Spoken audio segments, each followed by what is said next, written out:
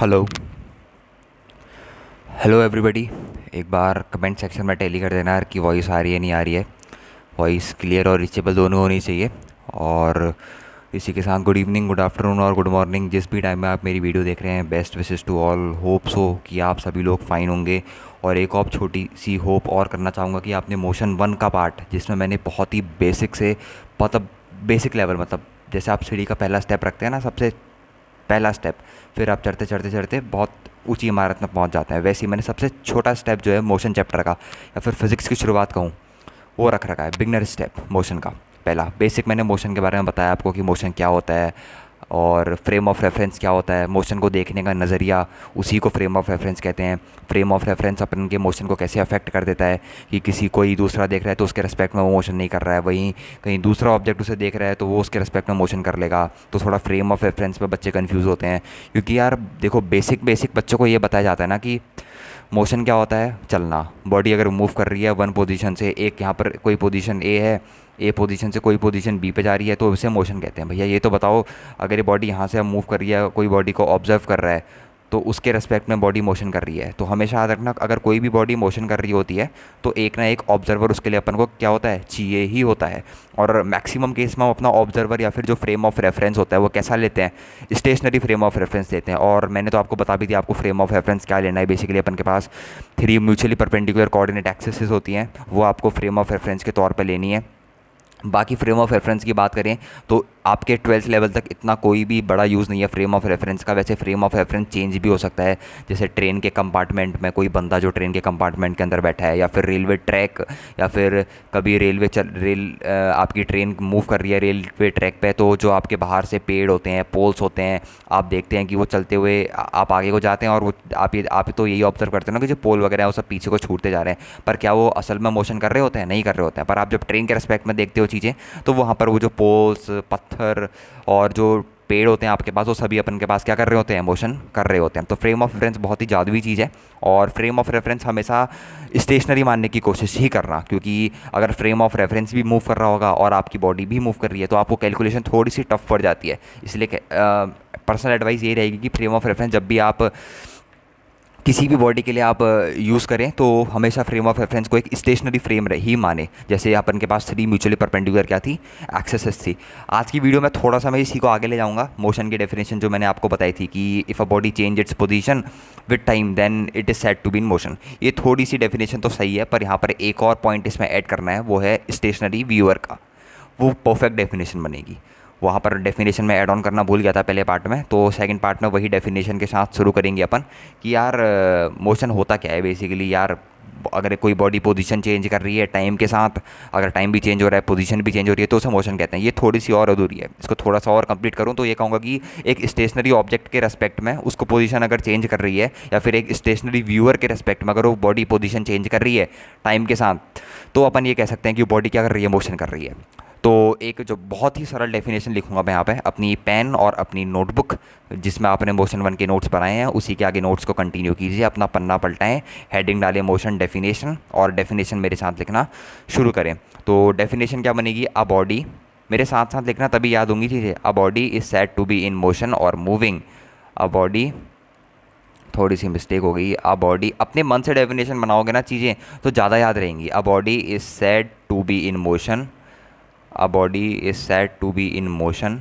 Motion मतलब एक तरीके से मूव करना ही होता है, इसको मूविंग भी लिख सकता हूँ। A body is said to be in motion और मूविंग।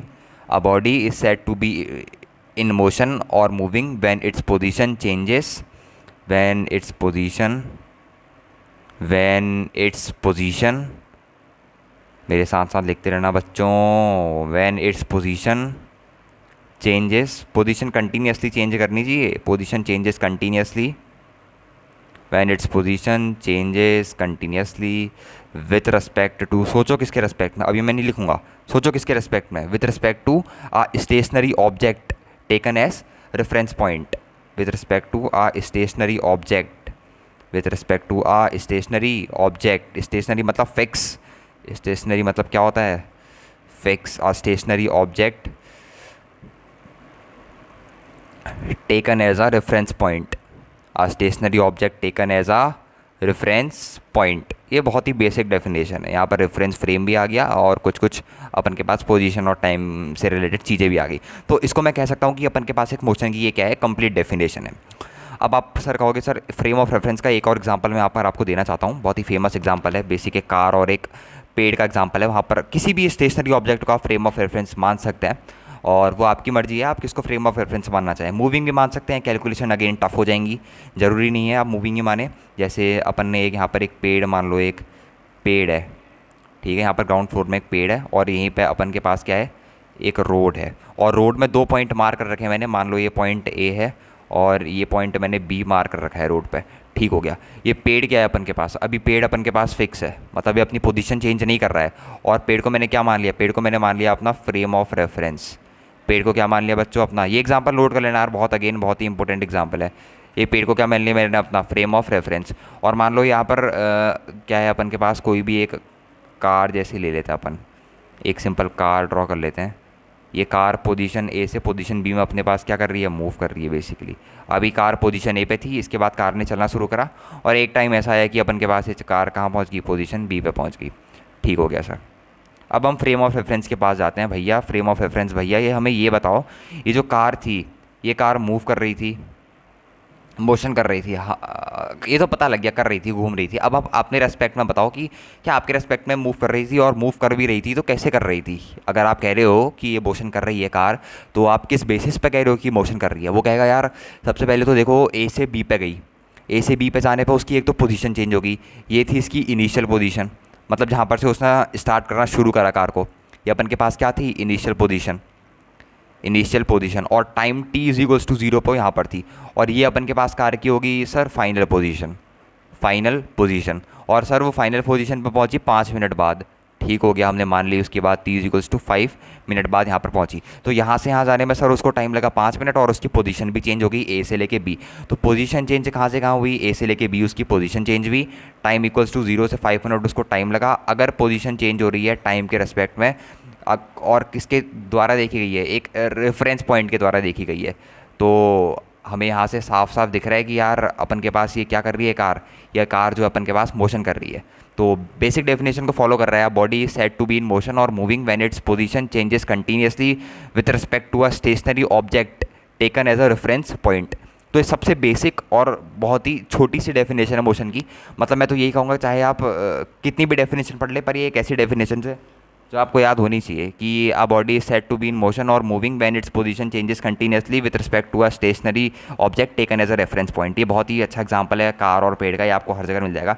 अब आप कहोगे यार यहाँ पर आपने पेड़ का एग्जांपल लिया था, वहाँ पर आपने मून का एग्जांपल लिया, तो मैं आपने एक चीज़ देखी होगी, मैं स्टेशनरी सॉरी वो जो फ्रेम ऑफ रेफरेंस लेने की कोशिश कर रहा हूँ वो किसके इर्द गिर्द लेने की कोशिश कर रहा हूँ। एक तरीके से जहाँ पर भी मैंने फ्रेम ऑफ रेफरेंस ले रखा वो हमेशा फिक्स दे रखा। यहाँ पर पेड़ लिया था, फिक्स लिया था, वहाँ पे टेबल के केस में रूम लिया था, फिक्स लिया था, फिर मून पे अपन ने इंसान को रख दिया था, वो बुक को देख रहा था तो वो भी फिक्स ही लिया था।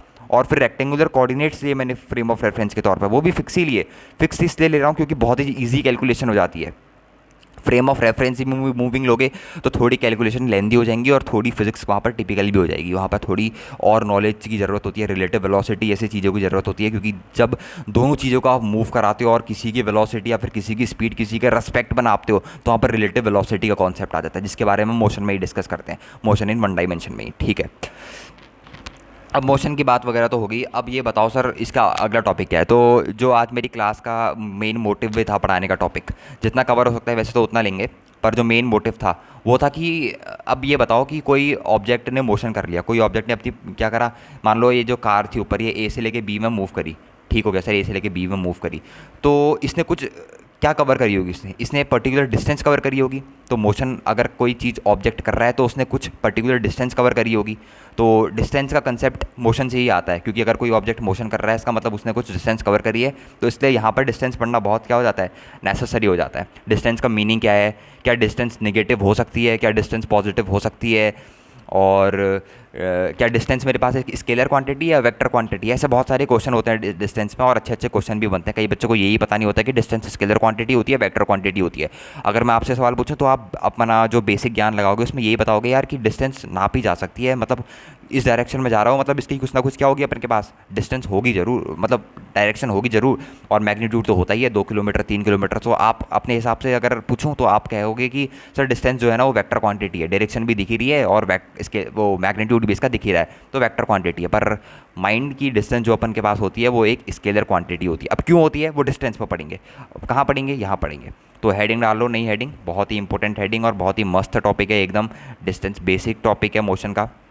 मोशन की डेफिनेशन कवर करने के बाद डिस्टेंस ही आता है, क्योंकि आप घूम रहे हो तो उसके बाद मोशन टॉपिक ही आता है। ठीक है, आपने घूम लिया, आपने मोशन कर लिया, मोशन करते करते आपने कुछ डिस्टेंस भी ट्रैवल कर ली, तो उसके बाद डिस्टेंस पढ़ना जरूरी है। अब इसके बाद डिस्टेंस के बाद आता है शॉर्टेस्ट डिस्टेंस। शॉर्टेस्ट डिस्टेंस को कहते हैं अपन डिस्प्लेसमेंट। सब आपस में इंटरलिंक होता है फिजिक्स में। ठीक है, all things are interrelated and correlated in physics, especially in motion chapter. Okay, distance everyday life यार, एवरीडे लाइफ में अगर आप कोई शब्द ऐसा यूज़ करते हो, आप स्कूल से घर के निकलते हो तो आप कहते हो कि घर स्कूल इतनी दूर है, 2 किलोमीटर दूर है, 3 किलोमीटर दूर है। तो जो आप 2 किलोमीटर या 3 किलोमीटर की बात कर रहे हो वहाँ पे, तो बेसिकली वो डिस्टेंस ही है एक तरीके से आपके हाउस से लेके आपके स्कूल तक की। आप हॉस्पिटल को जाते हो या मार्केट को जाते हो तो आप बोलते हो मेरे घर से मार्केट के डिस्टेंस ढिमकाना फलाना किलोमीटर दूर है, मेरे घर से हॉस्पिटल के डिस्टेंस इतनी डैश डैश डैश किलोमीटर दूर है। तो बेसिकली आप आप किस बेसिस पर उसको नाप रहे हो, वो क्या है, आपके घर से लेके वो डैश डैश डैश प्लेस क्या है, एक तरीके से डिस्टेंस ही तो है। अब वो distance 2 kilometre 3 kilometre 400 metre 500 metre centimetre decimetre hectometre किसी में भी हो सकती है। ये सब जो होती है बेसिकली लास्ट में मीटर सेंटीमीटर किलोमीटर डेकामीटर हेसीमीटर, ये सब क्या होती हैं बेसिकली, ये बेसिकली अपन के पास होती है यूनिट, जिसमें डिस्टेंस क्या होती है, मेजर होती है। जैसे किसी ऑब्जेक्ट की स्पीड किस में मेजर होती है, या फिर वेलोसिटी किस में मेजर होती है, मीटर पर सेकंड किलोमीटर पर सेकंड। आपने क्रिकेट में देखा होगा अगर कोई बॉलर बॉल फेंकता है तो उसकी स्पीड किस में मेजर होती है, किलोमीटर पर आवर। वैसी जो अपन के पास डिस्टेंस है वो बेसिकली किलोमीटर में मेजर होती है, यार्ड्स में भी मेजर हो जाती है। वो अपन की मर्जी, अपन कैसे भी उसको मेजर कर सकते हैं, उसमें कोई इतना बड़ा झमेला नहीं है। अब बात करते हैं थोड़ी की, पहले इसकी एक डेफिनेशन हो जाए, मतलब एक एक परफेक्ट डेफिनेशन जो आपको नोट्स रिवाइज करने में मदद करे, मतलब जो जिस डेफिनेशन को एक बार पढ़ के आपको फील आ जाए कि डिस्टेंस होती क्या है। तो जो सबसे बेसिक डेफिनेशन होती है डिस्टेंस की, क्या होती है डिस्टेंस, क्या होता है डिस्टेंस। डिस्टेंस बेसिकली अगर मैं लिखूँ तो द डिस्टेंस, मेरे साथ साथ लिखते रहना, डिस्टेंस बेसिकली कोई एक्चुअल पाथ ही होता है। Am I right, the distance travelled by a body, the distance travelled by a body क्या है, the distance travelled by a body क्या है, is the actual length, is the actual length. Actual length इसलिए लिख रहा हूँ क्योंकि shortest length को डिस्प्लेसमेंट कहते हैं अपन। ठीक है, एक्चुअल लेंथ इसलिए लिखा जा रहा है, ये थोड़ा इसको डैश डैश कर देता हूँ क्योंकि एक्चुअल लेंथ इंपॉर्टेंट है। Is the actual length of the path, is the actual length of the path, is the actual length of the path covered by a moving body, covered by a moving body. Body का move करना जरूरी है, अगर कोई body distance cover कर रही है मतलब वो मूव कर रही है बाय अ मूविंग बॉडी। और यहाँ पर एक चीज़ ध्यान देने वाली है, irrespective of the direction in which the body travel. Direction dependent नहीं होता distance, irrespective of the distance direction in which the body travel, irrespective of the direction in which the body travel. बहुत ही अच्छी definition है, बहुत ही basic और बहुत ही अच्छी।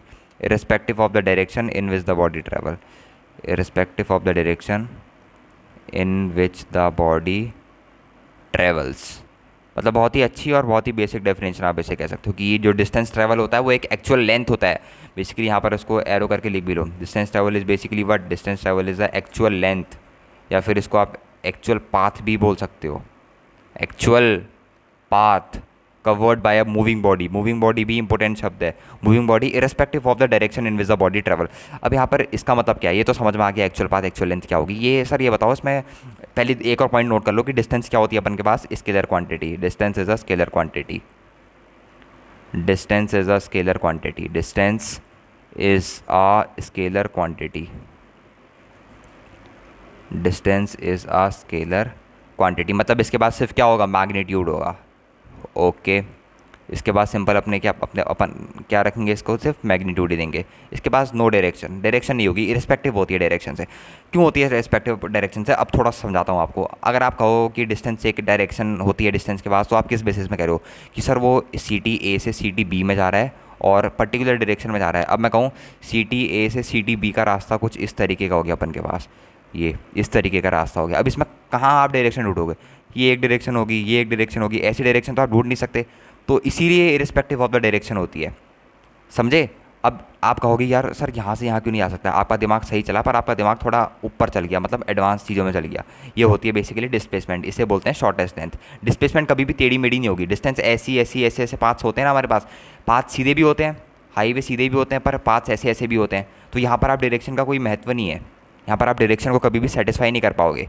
यहाँ पर कैसे आप डिफाइन करोगे डायरेक्शन को, जबकि यहाँ पर ए से लेके बी में इसको आप डायरेक्टली सेटिस्फाई कर पा रहे हो। हाँ मैं कहूँगा ये डायरेक्शन को शो कर रहा है, पर ये जो होती है ये होती है डिस्प्लेसमेंट, क्योंकि शॉर्टेस्ट डिस्टेंस ए और बी पाथ में उसी को हम डिस्प्लेसमेंट बोलते हैं कि shortest distance travel by a body is known as its displacement. तो ये इसीलिए जो बॉडी कोई भी ऑब्जेक्ट होता है उसके पास डिस्टेंस के पास डायरेक्शन नहीं होती है, सिर्फ और सिर्फ क्या होता है, मैग्नीट्यूड होता है। और वहीं डिस्प्लेसमेंट के बाद मैग्नीट्यूड भी होता है, डायरेक्शन भी होती है। डायरेक्शन क्यों होती है मैंने बता दिया आपको, क्योंकि वो जो अपन के पास डिस्प्लेसमेंट निकलता है वो हमेशा एक स्ट्रेट लाइन में निकलता है। अभी मैं डिस्कस नहीं करना चाह रहा क्योंकि आपका दिमाग में इधर उधर दो तीन चीज़ों में एक साथ इवॉल्व नहीं करना चाहता, एक चीज़ पर ध्यान से देना चाहता हूँ। तो ये तो समझ में आ गया कि डिस्टेंस स्केलर क्वांटिटी होती है और इसके बाद सिर्फ क्या होगा, मैग्नीट्यूड होगी, डायरेक्शन बिल्कुल भी नहीं होगी। ओके सर, ठीक है। अब एक और चीज़, डिस्टेंस कभी भी निगेटिव नहीं हो सकती। Distance is always positive. Sir negative क्यों नहीं हो सकती यार? कभी तुमने सुना है कि टाउन ए से लेकर टाउन बी की डिस्टेंस -10 किलोमीटर है? कभी सुना है ऐसा? Distance can not B negative. Sir displacement negative हो सकती है, बिल्कुल हो सकती है। अब क्यों हो सकती है वो डिस्प्लेसमेंट में डिस्कस करेंगे। Distance can not B negative, distance can not B negative. तो डिस्टेंस की अगर मैं बात करूं तो ये सबसे जो इंपॉर्टेंट पॉइंट्स हैं 1, 2 और 3, ये सबसे ज़्यादा इंपॉर्टेंट पॉइंट्स हैं। किससे रिलेटेड सबसे इंपॉर्टेंट पॉइंट्स हैं? ये सबसे ज़्यादा इंपॉर्टेंट पॉइंट्स है डिस्टेंस से रिलेटेड। कि डिस्टेंस की डेफिनेशन क्या होती है, एक्चुअल लेंथ या फिर actual path covered by a moving body irrespective of the direction in which their body travels. Distance एक स्केलर क्वांटिटी होती है अपन के पास, और डिस्टेंस जो होती है वो कभी भी निगेटिव नहीं हो सकती, हमेशा डिस्टेंस क्या होगी, पॉजिटिव।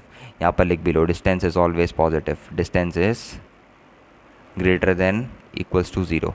0 भी हो सकती है डिस्टेंस, ऐसी बात नहीं है डिस्टेंस 0 नहीं हो सकती। आप घर में बैठे हो, बैठे के बैठे ही रह गए, तो आपने डिस्टेंस कितनी ट्रैवल करी, 0 ट्रैवल करी। सही बात है, ऑब्वियस सी बात है, लग भी रहा है। ठीक है, ओके। पर एक और पॉइंट याद रखना, एक स्टेशनरी ऑब्जेक्ट की डिस्टेंस 0 हो सकती है। एन स्टेशन, ये पॉइंट लिख देता हूँ मैं, आप कहीं थोड़ा इसका गलत मीनिंग ना निकालो। एन स्टेशनरी मतलब fix. An stationary object have 0 distance. An stationary object have 0 distance. एक स्टेशनरी ऑब्जेक्ट के पास 0 डिस्टेंस होती है, पर कभी भी एक मूविंग बॉडी अगर कोई है तो उसके पास 0 डिस्टेंस नहीं हो सकती। 0 डिस्प्लेसमेंट हो सकती है पर उसके पास 0 डिस्टेंस कभी नहीं हो सकती। मतलब कि जो डिस्टेंस ट्रैवल करता है एक मूविंग बॉडी वो कभी भी 0 नहीं हो सकती। The distance travel by a moving body can not B 0। ये पॉइंट यहाँ पर लिख लेता हूँ, the distance travel by a moving body can not B 0। ये कुछ पॉइंट्स हैं और बहुत ही अच्छे पॉइंट्स हैं। The distance travelled bye a moving body can not B 0। The distance travelled bye a moving body can not B 0। Moving body, मेरे साथ लिखते रहना तभी याद होंगी चीज़ें। Moving body can not B 0। The distance travel by a moving body can not B 0। तो distance के जो मैंने 1, 2, 3, 4, 5 पॉइंट लिखा है, ये पूरा क्रक्स है डिस्टेंस का। बेसिकली ऐसा समझ लो, इसको पढ़ लिया तो डिस्टेंस समझ में आ जाएगा, अगर इसको नहीं पढ़ा तो डिस्टेंस समझ में नहीं आएगा। ठीक है, यही होता है डिस्टेंस, और कुछ भी नहीं होता है डिस्टेंस। बहुत ही ईजी चीज़ है, बहुत ही मतलब बेसिक लेवल की चीज़ है, कुछ भी नहीं है डिस्टेंस में ऐसा, समझ रहे हो। अब जो बारी आती है वो आती है डिस्प्लेसमेंट की। डिस्टेंस और डिस्प्लेसमेंट आपस में थोड़ा बहुत कोरिलेटेड हैं, पर इनकी प्रॉपर्टीज़ जो होती हैं बेसिकली एक दूसरे की रिवर्स या फिर एक दूसरे की अपोजिट हो जाती हैं, बाकी कुछ नहीं है। अब छोटी सी हेडिंग डालो डिस्प्लेसमेंट की। वैसे डिस्प्लेसमेंट बहुत ज़्यादा इंपॉर्टेंट है, ठीक है। डिस्प्लेसमेंट क्या है, बहुत ज़्यादा इंपॉर्टेंट है अपने पास। ओके, पहले डिस्प्लेसमेंट मैं आपको मतलब समझाता हूँ। मान लो मेरे पास 3 पॉइंट्स थे, एक पॉइंट ए था, एक पॉइंट बी था और एक पॉइंट मेरे पास सी था। मान लो एक कार शुरू हुई, वो ए टाउन से लेके बी टाउन तक गई, फिर वो कार बी से लेके सी टाउन तक गई। ए से लेके बी टाउन तक की उसकी डिस्टेंस मान लेते हैं हम 3 किलोमीटर मान लेते हैं। बी टाउन से लेके सी टाउन तक की उसकी डिस्टेंस मान लेते हैं 4 किलोमीटर। 4 किलोमीटर, इसको अपन इलस्ट्रेशन की तरह ट्रेड करेंगे। Illustrate okay. ए से लेके बी तक की 3 किलोमीटर, बी से लेके सी तक की उसकी डिस्टेंस है 4 किलोमीटर। ओके, अगर आपसे पूछे कि जो कार है इसने टोटल डिस्टेंस कितनी ट्रैवल करी, यहाँ पर एक क्वेश्चन आपसे पूछा टोटल डिस्टेंस, ये छोटा सा क्वेश्चन है आपके लिए। टोटल डिस्टेंस तो आप कहोगे सर 3 किलोमीटर ए से B plus 4 kilometre B to C, तो टोटल डिस्टेंस जो उसने ट्रैवल करी वो ट्रैवल करी 7 किलोमीटर। मैं कहूँगा बिल्कुल सही कहा आपने, टोटल डिस्टेंस इतने कितनी ट्रैवल करी 7 किलोमीटर। पर मैं आपसे एक और चीज़ पूछने की कोशिश करूँगा कि क्या कोई और पाथ था ए पॉइंट से लेके सी पॉइंट तक जाने में। सर आप कहोगे सर बिल्कुल था, हमको साफ साफ दिख रहा है, झूठ नहीं बोलेंगे हम, हमको आता है ए से लेके सी तक आप यहाँ से यहाँ भी तो जा सकते थे, आपको उतना फालतू चलने की ज़रूरत नहीं पड़ती, ए से लेके बी जाने की ज़रूरत नहीं पड़ती, बी से सी जाने की ज़रूरत नहीं पड़ती, सीधे सीधे सी ए टू सी जाते। अब मैं पूछता इसकी डिस्टेंस कैसे निकालते हैं, आप बोलते पाइथागोरस थ्योरम लगाते, हाइपोटेनियस का स्क्वायर इक्वल्स टू बेस का स्क्वायर प्लस परपेंडिकुलर का स्क्वायर, तो सर ये बन जाता है √25, तो ये डिस्टेंस आ रही थी 5 किलोमीटर। तो एक सी ऐसा छोटा रास्ता भी था जिससे जहाँ से आप सीधे ए सी पॉइंट पर पहुँच सकते थे, ए से सी तक। तो उसी छोटे रास्ते को अपन क्या बोलते हैं, समझ में आ गया होगा, उसी छोटे रास्ते को अपन क्या बोलते हैं, डिस्प्लेसमेंट। तो डिस्प्लेसमेंट की अगर कोई आपसे फील पूछे होता क्या है डिस्प्लेसमेंट, तो displacement is the shortest distance covered by an object. या फिर और इलेबोरेट इसको करना चाहूँ कि जब भी एक बॉडी मूव करती है एक पॉइंट से अनदर पॉइंट तक, तो जो डिस्टेंस ट्रैवल होती है वो क्या बताती है, बेसिकली एक्चुअल लेंथ बताती है। और जो डिस्प्लेसमेंट होती है वो क्या बताती है, एक स्ट्रेट लाइन पाथ होता है किस किस पोजीशन के बीच में, इनिशियल पोजीशन और फाइनल पोजीशन के बीच में। ए से तो आपने शुरू किया था ना, तो जहाँ से आपने शुरू किया है इनिशियली, बोलते नहीं है इनिशियली, बंदे ने 9th क्लास से पढ़ना शुरू किया इनिशियली, तो इसे बोलते हैं INITIAL, इनिशियल पोजीशन। तो इनिशियल पोजीशन से लेके फाइनल पोजीशन के बीच में जो स्ट्रेट लाइन होती है और जो स्ट्रेट लाइन की लेंथ होती है उसे बोलते हैं अपन क्या, डिस्प्लेसमेंट। ये कौन सी पोजीशन है, C point, this is the final position, this is the final position. तो थोड़ा सा अगर मैं पूछूं आपसे क्या आपको फील आया डिस्प्लेसमेंट होती क्या है, सर हाँ थोड़ा तो आया कि ये शॉर्टेस्ट पाथ होती है और डिस्टेंस की तरफ अपन को लंबा नहीं जाना पड़ता है, और भी बहुत सारे पॉइंट बताए आपने। इनिशियल पोजीशन और फाइनल पोजीशन के बीच में जो स्ट्रेट लाइन होती है वही अपन के डिस्प्लेसमेंट को क्या देती है, पैदा करती है, वही उसका पेरेंट है स्ट्रेट लाइन। ठीक है, तो एक छोटी सी डेफिनेशन मैं आपको डिस्प्लेसमेंट की देना चाहूँगा, आप लिख सकते हैं। डिस्प्लेसमेंट रिफर्स, क्या रिफर्स करता है डिस्प्लेसमेंट, डिस्प्लेसमेंट रिफर्स क्या रिफ़र करता है, खुद सोचो क्या रिफ़र करता है, एक स्ट्रेट लाइन को रिफ़र करता है। Displacement refer to the straight line, खुद से डेफिनेशन बनाने की कोशिश करो, तभी मैं आपको बार बार जागरूक करता हूँ कि जब तक आप खुद से डेफिनेशन बनाने की कोशिश नहीं करोगे तब तक आपको चीज़ें याद नहीं होंगी। Distance refer to the straight line path, distance refer to the straight line path between the initial and the final position, between the initial and the final position, between the initial and the final position and the final position। ये बहुत ही important definition है और बहुत ही बढ़िया definition भी है कि किस चीज़ को रिफ़र करता है एक्चुअल में displacement refer to the straight line path between the initial position and the final position. जैसे कि मैंने आपको इस डायग्राम के तहत बताया, ए क्या था, initial position, body initially, car initially A से स्टार्ट हुई और फाइनली कहाँ जाके पहुंची, फाइनली वो सी में जाके पहुंची। तो ए क्या हुई, इनिशियल पोजीशन, बी क्या हुई, फाइनल पोजीशन। तो इनिशियल पोजीशन और फाइनल पोजीशन के बीच में जो डिस्टेंस होती है या फिर जो उनके बीच की डिस्टेंस होती है उसे अपन क्या बोलते हैं, बेसिकली उसे अपन बोलते हैं डिस्प्लेसमेंट। ओके, ये तो होगी अपन के पास डिस्प्लेसमेंट। अब डिस्प्लेसमेंट के बहुत ज़्यादा खूबसूरत पॉइंट मैं आपको कुछ बताना चाहूँगा। सबसे पहले तो मैं आपको ये बताना चाहूँगा कि डिस्प्लेसमेंट अपन के पास एक वेक्टर क्वांटिटी होती है।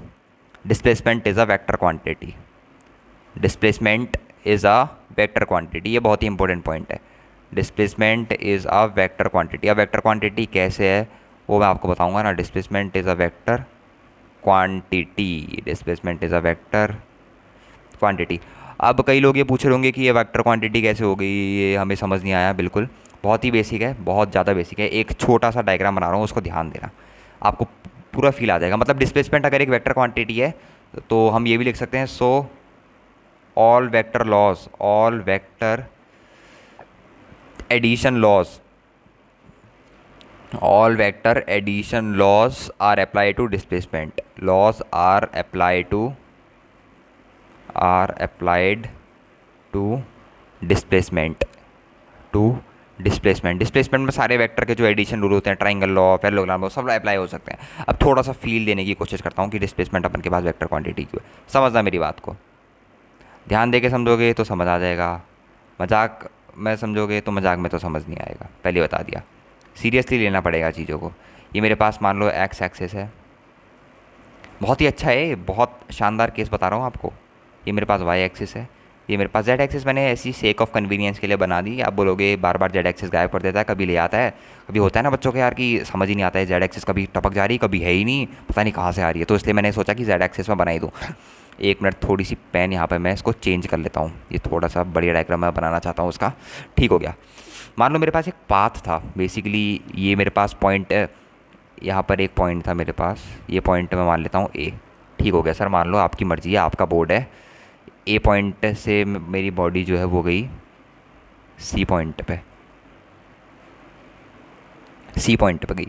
सी पॉइंट से मेरी बॉडी गई अपन के पास किधर पे, सी पॉइंट से गई मेरे पास बॉडी बी पॉइंट पे, इस पाथ से ऐसे घूम के गई।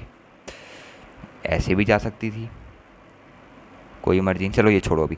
ए से सी पाथ में गई, ये थोड़ा सा कुछ ज़्यादा ही मैंने बना दिया। ए से बी, ए से बी में गई मेरी बॉडी, ए सी बी पाथ उसने ट्रैवल करा, तो डिस्टेंस ट्रैवल कितनी आएगी। यहाँ पर अगर मैं पूछूँ आपसे डिस्टेंस ट्रैवल कितनी करी बॉडी ने, डिस्टेंस ट्रैवल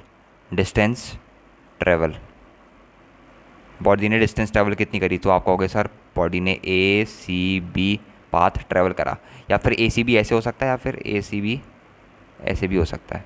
ठीक है, मान लो पहले ए से सी में गया, फिर सी से बी में गया, एक तरीका ये है। अब मैं आपसे पूछूँ, ये तो डिस्टेंस हो गई खैर, अब मेरे को बताओ इसमें डिस्प्लेसमेंट हो सकती है क्या, मतलब इनिशियल और फाइनल पोजीशन को अटैच करना है। डिस्प्लेसमेंट में क्या करना है, मैंने क्या बोला आपसे, डिस्प्लेसमेंट आपको क्या करना है, बेसिक पे ध्यान दो।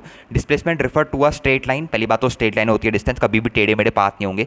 जैसे ये पाथ अपन का किसके अंदर काउंट हो रहा था, ये पाथ अपन का डिस्टेंस के अंदर काउंट हो रहा था, नहीं हो रहा था, बिल्कुल हो रहा था सर। वैसे डिस्प्लेसमेंट में ऐसे टेढ़े मेढ़े पाथ नहीं आते हैं, डिस्प्लेसमेंट में क्या आता है, एक स्ट्रेट लाइन पाथ आता है, वो भी किस किस के बीच में, इनिशियल एंड फाइनल पोजीशन के बीच में। तो मेरे को इस डायग्राम में देख के बताओ बच्चों कि इस डायग्राम में इनिशियल पोजीशन कौन सी है। सर बिल्कुल ये ईजी है, ए हमारे पास इनिशियल पोजीशन है। मैंने वहाँ बिल्कुल सही बच्चों, आपने बिल्कुल सही पकड़ा। ए मेरे पास कैसी पोजीशन है बस सर, ए यहाँ पर अपन के पास इनिशियल पोजीशन है, और बी कैसी पोजीशन है, बी अपन के पास सर फाइनल पोजीशन है। ठीक है, फाइनली वहाँ पर आके रुका ना हो, इसीलिए फाइनल पोजीशन है सर। ठीक है, सर को समझ में आ गया आपके। अब ये बताओ इसमें डिस्प्लेसमेंट क्या होगी। Displacement refers to the straight line path between the initial and the final position. बिल्कुल सर, हमें तो ये क्रिस्टल क्लियर हो गया। अब इनिशियल और फाइनल पोजीशन के बीच में कौन सा पाथ, स्ट्रेट लाइन का, और ऐसा दिख भी रहा है कि प्रतीत भी हो रहा है कि ये वेक्टर लॉ ऑफ एडिशन है, ये A vector B vector C vector. यहाँ पर बेसिकली अगर आप triangular law of vector addition लगाओगे तब भी आपके रूल सही बैठेंगे। इसीलिए कहा मैंने, क्यों कहा ट्राइंगल ऑफ वेक्टर एडिशन क्यों सही बैठेगा भैया, क्योंकि डिस्प्लेसमेंट एक वेक्टर क्वांटिटी है, triangular law of vector addition इसमें एप्लीकेबल है। क्यों एप्लीकेबल है, क्योंकि डिस्प्लेसमेंट अपन के पास क्या है, एक वेक्टर क्वांटिटी है। ठीक है सर, यहाँ पर से आपको समझ में आ गया होगा कि ए से बी अपन के पास डिस्टेंस थी, ए से सी में गए, फिर सी से बी में गए। सी से बी में जाने के भी दोनों तरीके हैं, यहाँ घूम के आओ या ऐसे आ जाओ, पर एक डायरेक्ट तरीका है डिस्प्लेसमेंट का कि इनिशियल पोजीशन से सीधे कूद जाओ फाइनल पोजीशन में, वही आपकी क्या होती है, डिस्प्लेसमेंट होती है। सर ये समझ में आ गया हमें। अब जो है बहुत ही इंपॉर्टेंट केसेस आते हैं कुछ कुछ डिस्प्लेसमेंट के।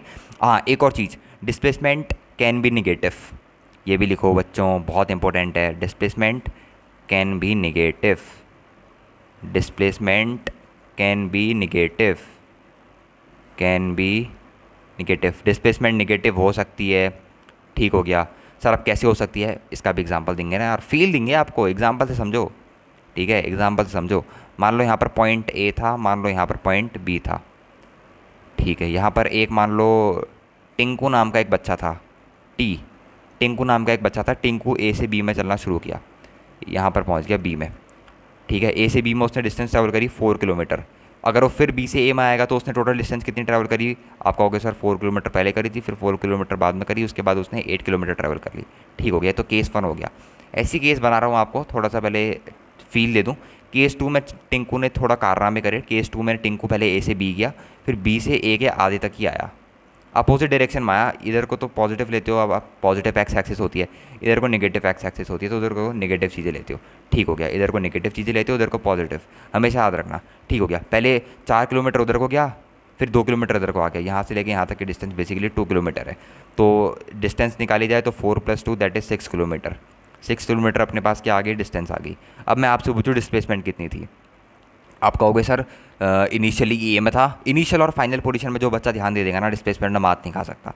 यहाँ पर इनिशियल क्या था, इनिशियल ए था, जिस बच्चे ने जज कर लिया है कॉन्ग्रेचुलेशन, आपको डिस्प्लेसमेंट समझ में आ रहा है। फाइनल पोजीशन क्या था, फाइनल पोजीशन ये पॉइंट सी मान लेता हूँ, ये अपन के पास कौन सा पोजीशन था, ये अपन के पास पोजीशन था final position, final position, final position, ये अपन के पास कौन सी पोजीशन थी, फाइनल पोजीशन थी। ठीक है, ए से बी में गया, बी से सी में आया, तो उसने डिस्टेंस तो 6 किलोमीटर ट्रैवल कर ली, पर इसी केस में बात करूँ उसने डिस्प्लेसमेंट कितनी ट्रैवल करी, तो कोई कोई बच्चा सीधे कह देगा 2 किलोमीटर ट्रैवल करी। नहीं, मैं कहूँगा -2 किलोमीटर ट्रैवल करी। क्या बात कर रहे हो, डिस्प्लेसमेंट नेगेटिव भी हो सकती है, क्या लिखा है यहाँ पर, डिस्प्लेसमेंट कैन बी नेगेटिव। ये डिस्टेंस नहीं है बच्चों, ये याद रखना कि टोटल डिस्टेंस हमेशा टोटल कैलकुलेट होती है, डिस्प्लेसमेंट हमेशा शॉर्टेस्ट डिस्टेंस। पहले यहाँ पर तो आ गया 4 किलोमीटर, फिर पीछे को जा रहा है, दोबारा अपनी उल्टे डायरेक्शन में जा रहा है, तो उतना माइनस में जा रहा है, तो -2 किलोमीटर। तो यहाँ पर से आपको प्रूव होगा कि डिस्प्लेसमेंट क्या हो सकती है, नेगेटिव भी हो सकती है।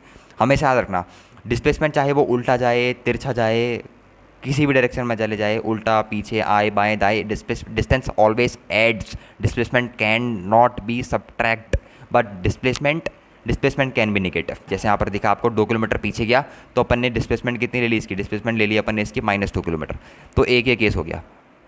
अब मैंने आपसे कहा था कि डिस्टेंस कभी भी जीरो नहीं हो सकती, बिल्कुल उल्टा इसका ये केस होता है कि डिस्प्लेसमेंट जीरो हो सकती है। डिस्प्लेसमेंट, सारे उल्टे केस हैं डिस्प्लेसमेंट के, displacement can be zero, displacement can be zero, displacement can B, ये बहुत ही इंपॉर्टेंट पॉइंट्स हैं डिस्प्लेसमेंट के, ठीक है। डिस्प्लेसमेंट जीरो भी हो सकती है। अब जीरो कैसे होती है मैं आपको बताता हूँ, बहुत ही ईजी केस देता हूँ। मान लो एक सर्कल है, मैरी गो राउंड वाला झूला नहीं होता वो जो लगता है मेले हिले में, तो मान लो उसका एक पॉइंट ए पकड़ लिया मैंने, और यहाँ से एक बंदे टिंकू को अपने घुमाना शुरू करा, टिंकू घूमा घूमा घूमा पूरा घूम के ए पे दोबारा आ गया। मान लो इस सर्कल की रेडियस थी अपन के पास कितनी, इस सर्कल की रेडियस थी अपन के पास 2 सेंटीमीटर, तो 2 सेंटीमीटर रेडियस ही, तो टिंकू ने डिस्टेंस कितनी ट्रैवल करी, कितना होता है 2 पाई आर होता है, पाई आर होता है 2 पाई आर, तो डिस्टेंस ट्रैवल करी, रेडियस 2 है तो 4 पाई डिस्टेंस इतने ट्रैवल करी। एक सर्कल 4 पाई का होता है तो 2 पाई का होता है, तो 4 पाई इसने डिस्टेंस ट्रैवल करी है रेडियस 2 के सर्कल में। अब मैं पूछूं डिस्टेंस कितनी ट्रैवल, डिस्प्लेसमेंट कितनी हुई, सर ये आपने थोड़ा सा हमें गजबता दिया। टिंकू ए से शुरू कर रहा है और ए पे दोबारा आके क्या कर रहा है, ख़त्म कर रहा है, तो अगर इनिशियल पोजीशन क्या थी ए, फाइनल पोजीशन क्या थी ए, तो डिस्प्लेसमेंट कितनी होगी, जीरो, साफ साफ दिख रहा है यार। If initial position and final position are same then displacement can be zero, displacement can be zero if initial and final position are same, if initial and final position are same. अगर initial और final position same है तो displacement कैसी हो जाएगी बच्चों, zero हो जाएगी।